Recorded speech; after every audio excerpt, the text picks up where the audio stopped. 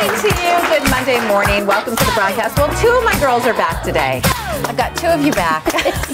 That's right. Yay. Yay. How was your time away? You were busy doing some speaking engagements. Yes, I was. I was in Keystone, Colorado, which was wonderful. I wasn't there long. Colorado's so pretty. But I always rent a car when I go into Colorado just so I can drive and see the mountains. Because that drive is beautiful. It is. Gorgeous. And if I can just see them for 50 minutes, I'm just invigorated. It reinvigorates. You know, it's funny because when I first moved to Texas, it's flat in Texas. There are no mountains, very few trees, and I came from Salt Lake City where literally, like, you're driving on the freeway in traffic and you're okay because the mountains are right there, and it's just so peaceful. So that's nice. So you got to drive around a little bit? Yes, I did. It was great. But then you and I stayed in one of those ski condo deals. Okay, so you walk in the room and there's a crow's nest that's metal, and so when you and the bathroom's downstairs, and I'm 75, and so when I have to get up at night and come down the crow's nest and then bump my head on this thing. Terrifying. So I thought about peeing in the ice bucket. There's always that. That's poor. But I didn't. That's poor I had a planning. nickel every time I said that. It is. It's poor planning when you have a bedroom and there's no bathroom close by. That's just poor planning for anyone who wants to build something for a woman. And then you were in the Hamptons for about 7 hours. I flew out on Thursday afternoon right after the show. There's a store in New York. It's in California too. It's called Sea Wonder, and it is owned by Chris Birch, Tory Burch's ex-husband. It's kind of like Kate Spade meets J. Crew meets Target. I think it's a very cool concept store. You can shop online. There's unfortunately not one in Texas yet, but they're talking about opening one. So they do a pop-up store in the Hamptons and South Hamptons every summer for 3 months. They just open the store because that's the only time that really stores are profitable in the Hamptons is in the summertime. So they invited me to come out and be a guest out there and blog and take pictures. And so if anyone follows me on Twitter, Instagram, or Facebook, you saw I kind of documented my whole trip. So I flew into New York on Thursday, got there fairly late, and then Friday morning, a car took us out. We rode the Hampton Jitney. It was a lot of fun. What's the Jitney? The Jitney is this huge bus, but they had it like swagged out and decked out like all Sea Wonder themed. So like the whole outside of it had like all of their marketing material on it, and it was all like bloggers and fashion editors and fashion influencers on the bus. And then they had these like gift bags for us and all this swag bags for us. And we went out to Southampton, which is about 2 hours from the city, and we went to Chris Birch's huge, amazing, incredible, gorgeous mansion. Wait, so Tory Burch and her husband, are they still together? No. Okay, so it's kind of like Kate Spade and her husband, because remember they split and then he went and did his own line. No, that's her brother.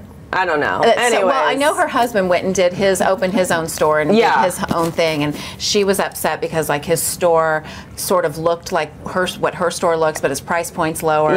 So interesting how these fashion couples. It was really fun. So we were out there. I was literally in the Hamptons for like 6 hours, and the weather could not have been more perfect. And we had like lobster rolls and mimosas and wine, and they had like tennis courts, and it was just beautiful. And I want to ask you. Can I ask you, because I'm so curious about how you have become this really big, sought-after kind of, what do I call you? Fashionista, expert? Yeah. How do they... Tastemaker. How do you get in that list? How many bloggers That's what she would like on her gravestone. How many bloggers are there? On fashions.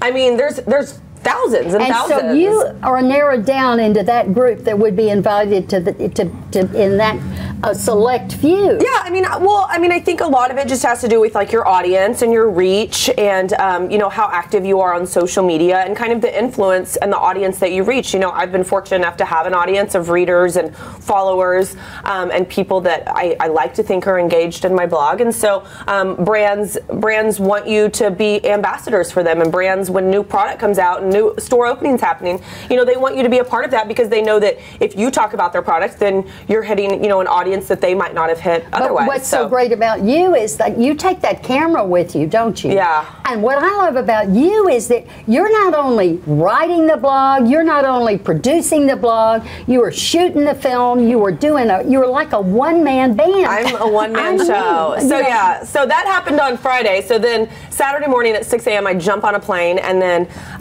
Saturday, so I'd like to think that I had a relaxing weekend, but that didn't happen. And then Saturday I shot, I have a jewelry collection collection that I've curated that's coming out. And so we did the. Wait, are we talking about this yet? Well, I can't say who it's with, but there's a fun project. But we're going to talk about. We're going to talk about it. Really, it means she's doing a line for this particular brand. A brand has come to me and asked me to create a line of jewelry, like curate a collection of my favorite pieces for them. Okay, so did they design the pieces and you say, well, I said, well, I like this and I like this instead. You don't and this design instead. the jewelry. You kind of have a say in like what colors you want it and if you want it bigger or smaller or what metal and all that. So we shot co-design. Yeah. It with them. Curated. And so that's the fancy word. And so we shot all the editorial pictures for that on Saturday back here in Dallas. And the Redmonds, who are the fashion editors for D Magazine, for D Style Sheet, they shot it for me. So we're keeping it in the D family. And then yesterday I did a photo shoot in my apartment all day long with my incredible interior designer, Dawn Moore. And I had got no sleep at all. I was like, I'm exhausted. Why did you shoot inside your apartment? Or is your apartment going to be on something? Yes, it's going to be featured. So if you're putting it in featured where's it going to be featured? I can't say that yet. Okay, so then you can write it off? You're going to redesign your apartment? It's already been designed. Okay, so did you have to pay for that? I did pay for it, yes. You did? But you can write it off because it's part of your business. But you know what's funny? I was having this conversation with my interior designer last night, and people either I think are really talented. How do I word this?